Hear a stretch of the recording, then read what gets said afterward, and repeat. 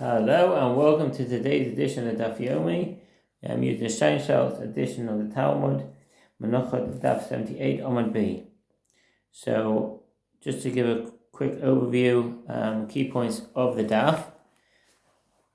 This Daf is going to talk about the laws of the that accompany the Korban Todah, the Thanksgiving offering, and other meal offerings. The Gemara here, continuing from the previous daf, grappled with various scenarios concerning the validity and sanctification of these accompanying loaves when the primary sacrifice itself encounters an issue. The daf opened the discussion regarding Rabbi Meir's opinion concerning the loaves accompanying the Korban Todah. The Mishnah on 78b presents Rabbi Meir's view that if the animal sacrificed for the Todah was invalid before its slaughter, for example, if it was a turefa, which is the animal with a terminal defect, which will die in 12 months, then the accompanying loaves do not become sanctified. The Gemara then explores a sort of nuances of this principle. A central debate emerges concerning a case where the animal sacrifice has a mum, a permanent blemish. Rabbi Eliezer holds that even if the animal has a mum, the loaves do become sanctified, while Rabbi Yeshua argues they do not. The Gemara, with its characteristic probing, seeks to understand the underlying logic of Rabbi Eliezer's position. Rashi, in a succinct and brilliant style, helps us grasp the subtle distinctions between a turefa, which is fundamentally unsuited for an offering, and a mum, which can be redeemed, indicating a different level of invalidation. Tosfot, always challenging and expanding, delves into the deeper implication of whether the loaf sanctity is solely dependent on the animal's fitness for offering, or if the designation for the Todah grants them a certain independent sanctity. We then encounter a practical scenario. If one designates an animal as a Todah and also designates loaves to accompany it, what happens if either animal or the loaves are misplaced? Rabbi Abba teaches that if the loaves are misplaced, they must be replaced. But if the animal is misplaced, one does not bring another animal. This highlights a unique relationship between a Todah and its loaves and the different legal implications based on what is lost. As the first Emes briefly explains that the language used at the time of sanctification plays a crucial role, whether loaves are tied inextricably to the specific animal or merely designated to accompany a Todah. The Daf further examines the precise measurements of loaves, referencing the different standards of seah measure used in the wilderness and in Jerusalem, and how this impacts the quantity of flour required for the various types of meal offerings, such as those of a Nazarite. The Gemara's meticulous attention to these details underscores the sacredness and accuracy of all matters pertaining to the temple service.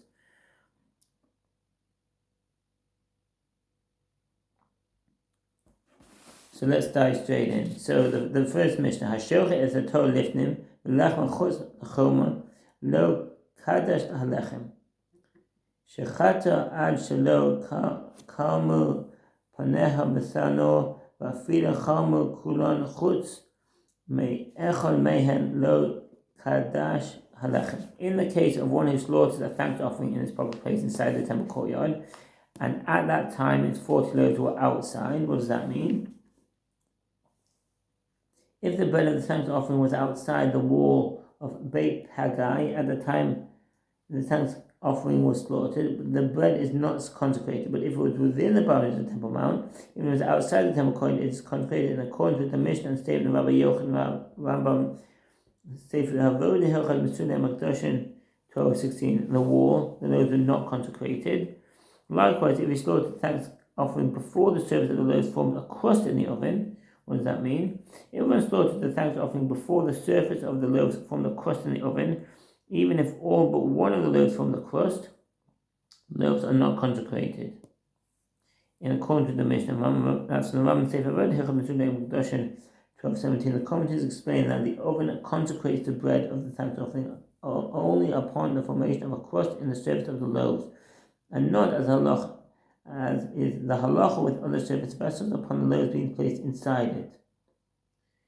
This is because all service vessels do not consecrate items merely by virtue of the item being placed inside them. Rather, they consecrate items only when all that needs to be done with them has been completed. Likewise, with regard to the oven, it is not consecrating the bread until the dough has been baked, defined as a point when the crust is formed, and that's from Tosfot on Me'ilah 8a. At that point, the dough can be called bread, and that's from Rashi and Rabbeinu Gershom Mohagola on Me'ilah 9a.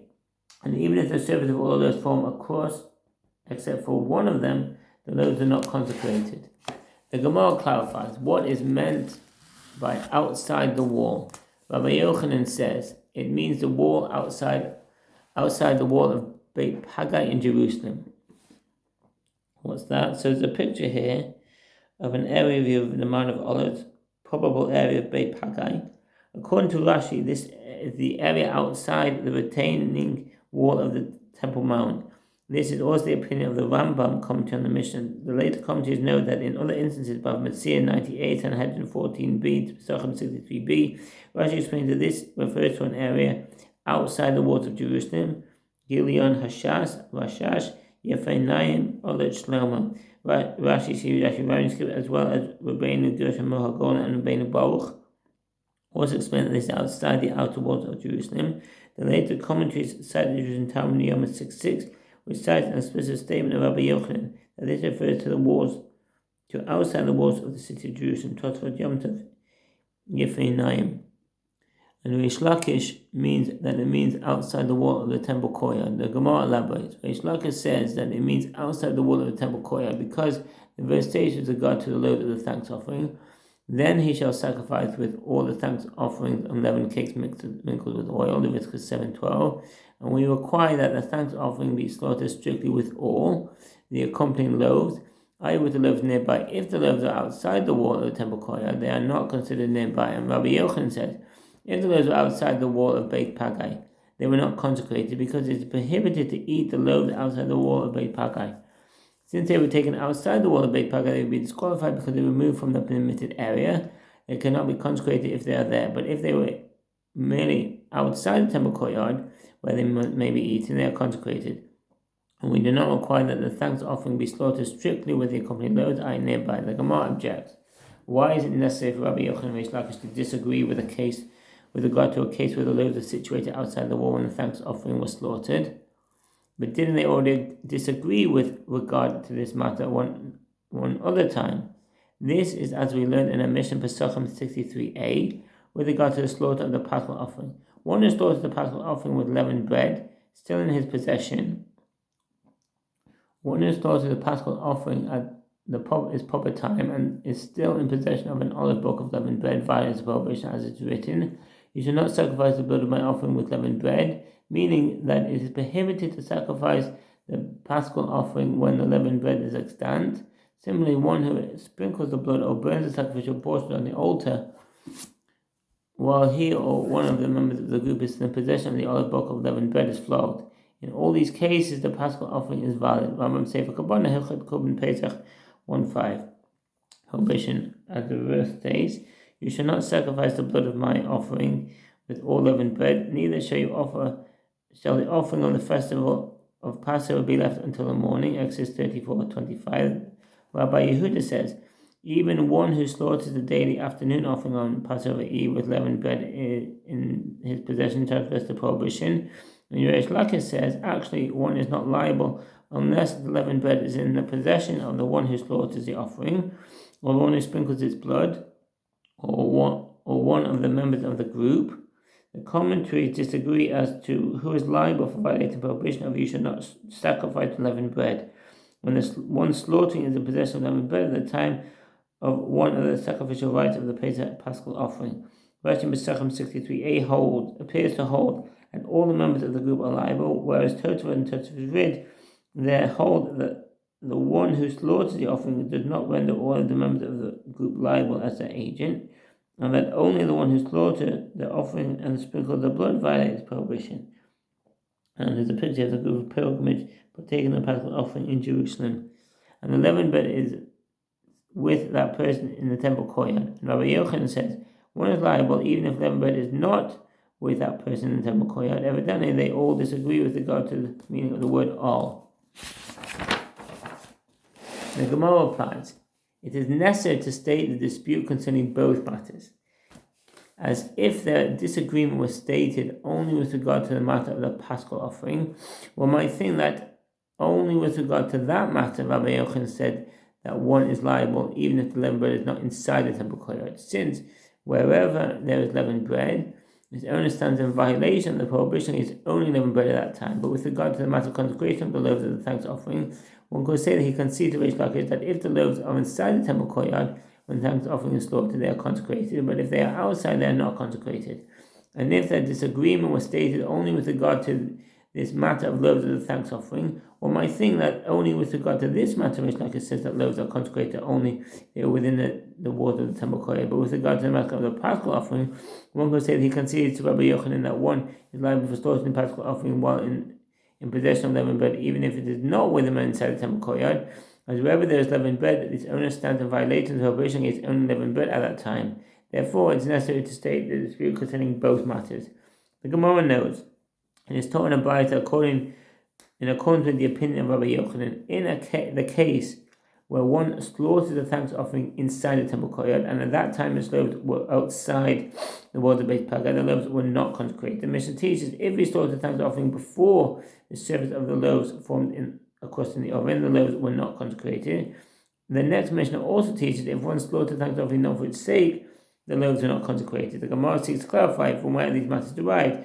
As the sages taught, the verse states with regard to the loaves accompanying the thanks offering, with cakes of leavened bread he shall present his offering with the sacrifice of his peace offerings for thanks. And it says 7:13. This teaches that the loaves are not consecrated unless the surface of the loaves form the crust in the oven, as only then can they be considered cakes of leavened bread. The phrase he shall present his offering with the sacrifice teaches that the loaves are consecrated only upon slaughtering of the offering. The phrase the sacrifice of his peace offerings for thanks teaches that if one slaughters the offering not for its sake, the loaves are not consecrated. So what's the footnote? If one slaughters the thanks offering not for its own sake, the bread is not consecrated according to the Braita, as the Rambam says, 12:18. On a similar note, the sages taught one fulfills the obligation to eat matzah on Passover with half done, i.e. not fully baked matzah. One who eats matzah that has not been fully baked fulfills a mitzvah of eating matzah, provided that no threads of dough are drawn out from it when it is broken. That's the Rambam says, the Manim Hilchot Chametz matzah 66 Shulchan Aruch Chaim 461.3, and with matzah made in a stew pot, an ilpas, from the Greek lopas, meaning a kind of pot primarily used for cooking, rather than baked in an oven. The Gemara asks, what constitutes half-done matzah? Rabbi Yehuda says that Shmuel says it is any matzah that is sufficiently baked, such that if one breaks it, threads of dough are not drawn from it.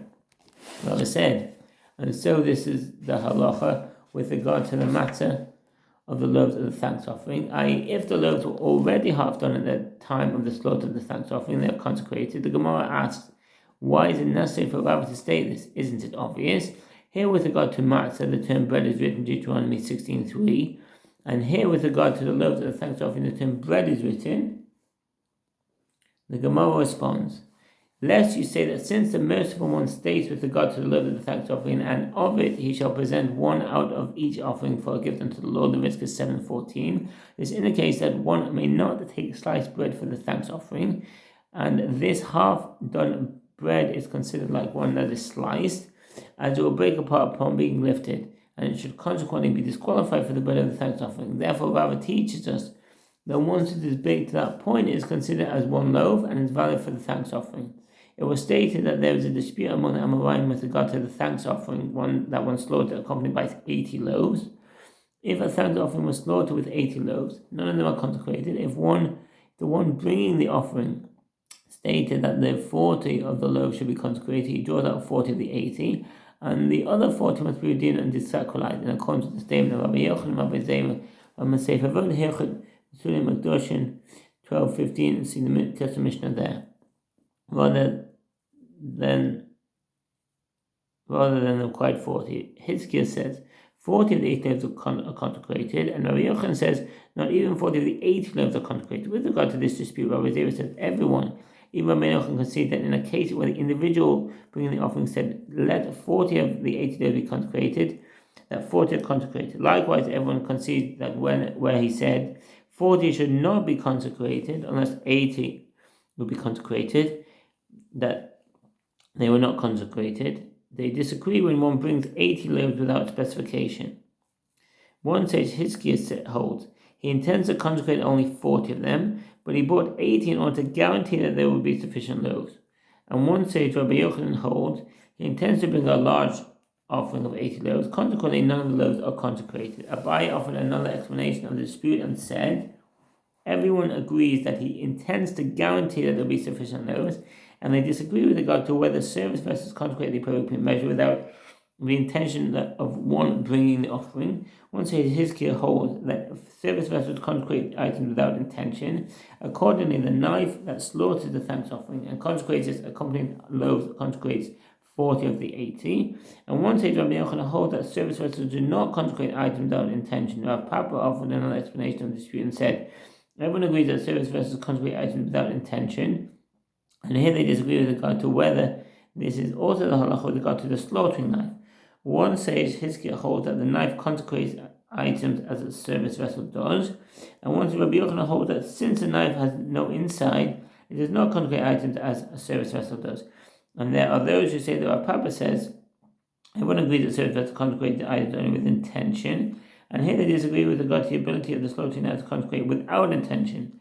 One says Hizkiah holds that the power of the knife to consecrate items is stronger than that of service vessels, even though it has no inside, it consecrates items, and therefore it also consecrates items without intention. And one sage, Rabbi Yochanan, holds that the power of the knife to consecrate items is not stronger than the other service vessels, and like all the service vessels, and does not consecrate items without intention. And we'll move on to the Mishnah.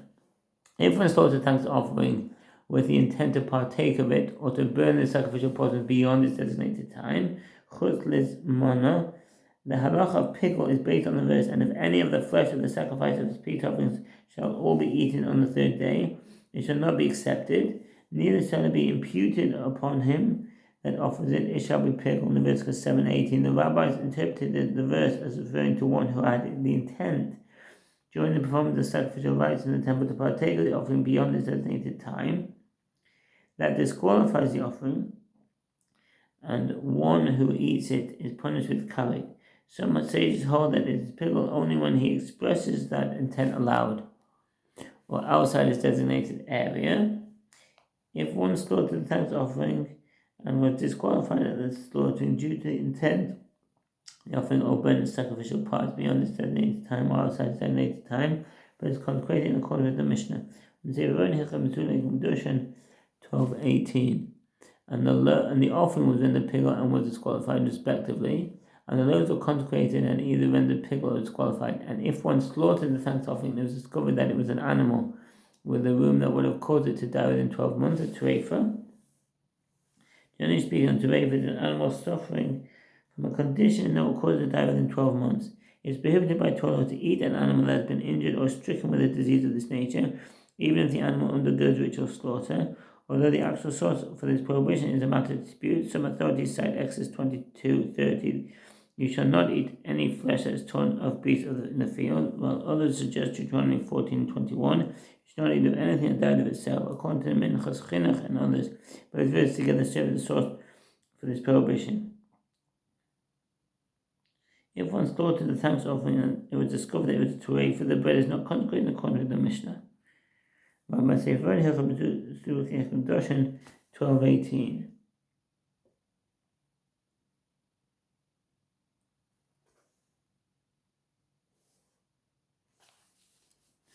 The loaves were not consecrated, and as the case of an animal's disqualification preceded its slaughter.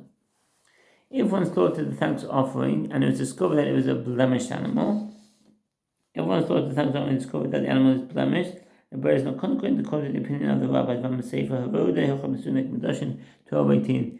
That may not be sacrificed ab initio, but if in the center of the altar, it may be sacrificed. Rabbi Eliezer says he has consecrated the loaves since the offering is sent to the altar, it is sacrificed.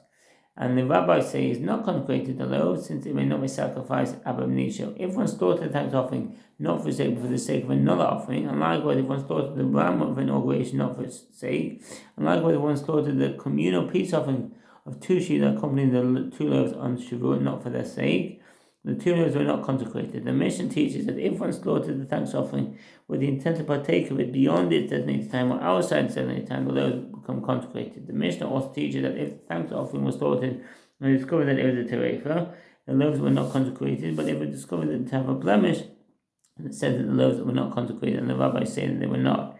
The Gemara asks, whose opinion is expressed in the Mishnah? The opinion of Rabbi Meir. As is taught in the Bible, this is a principle. Any instance where in which the disqualification of the thanks offering preceded the slaughter, the loaves were not consecrated, and any instance in which the disqualification comes after the slaughter, the loaves were consecrated. Therefore, if one slaughtered the thanks offering with the intent to partake of it, or burn the sacrificial portion beyond the designated time, outside the designated time, the loaves were consecrated, and the offering remained fit until after its slaughter. But if one slaughtered the thanks offering and discovered that it was a terefa, those were not consecrated, as the cause of the animal's disqualification preceded its slaughter. So just going to quick conclusion. In essence, Menachot 78b with its intricate discussions teaches us profound lessons about the interconnectedness of different aspects of Kabbalah. We learn that the loaves are secondary to the animal in a Torah, and sanctity validity is not entirely dependent on the primary offering in every circumstance. The nuances explored by the Gemara, amplified by the insight of Rashi talks about, reveal a depth of halacha. The depth of halacha and the meticulous care with which our sages approach every detail of divine service. It's a testament to the idea that even the side dishes of a mitzvah hold immense significance and their own set of profound laws. May the study of this daf bring us closer to understanding the intricacies of a holy service, and hasten the day where we can once again bring all these offerings in the Beit HaMikdash behavior remain Amen. Thank you for joining me on this journey through the daf. If you want to subscribe and like and leave any comments and also share videos with others, please feel free. And until next time, shalom and a hitod. Bye.